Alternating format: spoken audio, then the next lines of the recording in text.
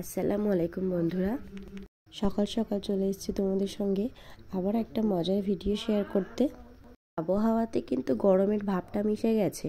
ওয়েদারটা একটু ঠান্ডা হলেও গরমটা কিন্তু পড়েই যাবে। সেই জন্য ভাবছিলাম আজকে দুপুরে খাবার পর একটা কোনো চাটনি করা যাক, বা টক কিছু হলে হয়। এখন তো আর আম খেতে পারবো না, সেই জন্য বাড়িতে কিছু লাল টমেটো ছিল, সেই টমেটোগুলো দিয়ে আমি কিন্তু সুন্দর করে চাটনি বানিয়ে নিয়েছি। আজকে কি সুন্দর করে টমেটোর চাটনিটা আমি একদম নতুন পদ্ধতিতে করব। প্রথমেই বলে দিই, চ্যানেলে যারা নতুন বন্ধু এসছো, আমার ভিডিওটা দেখছো, তারা অবশ্যই চ্যানেলটি সাবস্ক্রাইব করে নেবে, আমার পাশে থাকবে, আর বেল আইকন প্রেস করে নোটিফিকেশান অল করে রাখবে, যাতে আমার রান্নার ভিডিওর নোটিফিকেশান তোমাদের কাছে খুব তাড়াতাড়ি পৌঁছে যায়।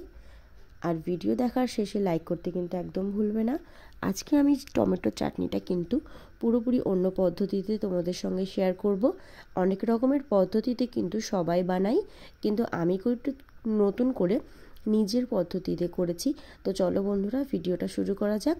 প্রথমেই আমি এখানে 4টে টমেটো নিয়েছি, সুন্দর করে টমেটোগুলো ধুয়ে নিলাম। এরপরে এগুলোকে আমি কিন্তু এরকম ছোট ছোট টুকরো টুকরো করে চারকোনা শেপে কেটে নিয়েছি। কেটে নেওয়ার পরে আমার এখানে তাওয়াটা একটু গরম হয়ে গেছে।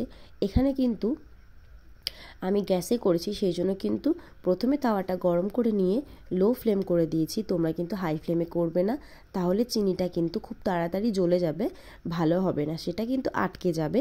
সেই কারণে তোমরা একটু মিডিয়াম ফ্লেম বা লো ফ্লেমে দিতে পারো, তাতে কিন্তু কোনো অসুবিধা হবে না। 1 কাপ চিনি দিয়ে দেবো আমি এর মধ্যে। তারপরে সেই কাপেরই 1 কাপ পরিমাণ আমি পানি দিয়ে দেব। পানিটা দেওয়ার পরে আস্তে আস্তে কিন্তু চিনিটার সঙ্গে পানিটা ভালো করে গুলে নিতে হবে লো ফ্লেমে।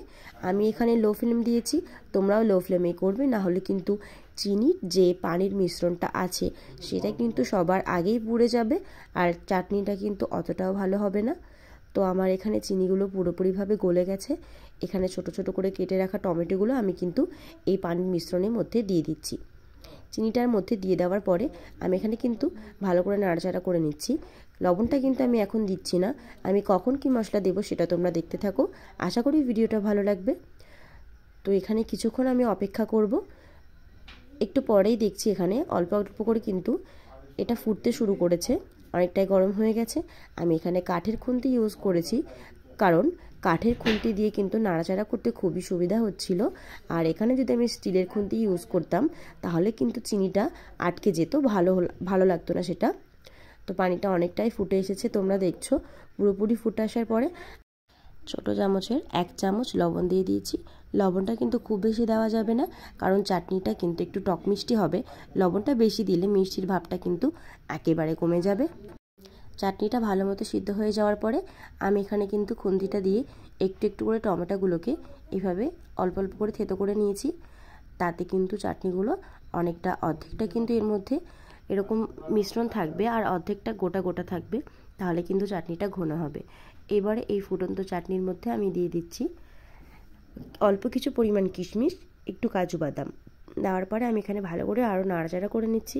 আরও কিছুক্ষণ আমি এটাকে লো ফ্লেমে একটু ভালো করে ফুটিয়ে নেব, যাতে বাকি টমেটোগুলো আর কিশমিশ আর কাজু বাদাম এগুলো খুব ভালো মতোভাবে মিশে যায়, তাহলে আমার খুব সুবিধা হবে। আমি এখানে আরও 1 কাপ পরিমাণ পানি দিয়ে দিয়েছি। তোমরা যারা যতটা পরিমাণ চাটনিটা পাতলা বা ঘন খেতে চাও সেই পরিমাণ মতো তোমরা এখানে পানি অ্যাড করতে পারো। পানিটা অ্যাড করার পরে একটু ফুটিয়ে আমি আলাদা একটা পাত্রে নামিয়ে নিলাম। এরপরে ওই কড়াইতে হালকা পরিমাণে একটু তেল দিয়েছি। এখানে চাটনিতে কিন্তু বেশি তেল অ্যাড করলাম না, অল্প একটু তেলের মধ্যে 2টো শুকনো লঙ্কা দিয়ে দিলাম। 1 চামচ আমি এখানে মৌরি দিচ্ছি।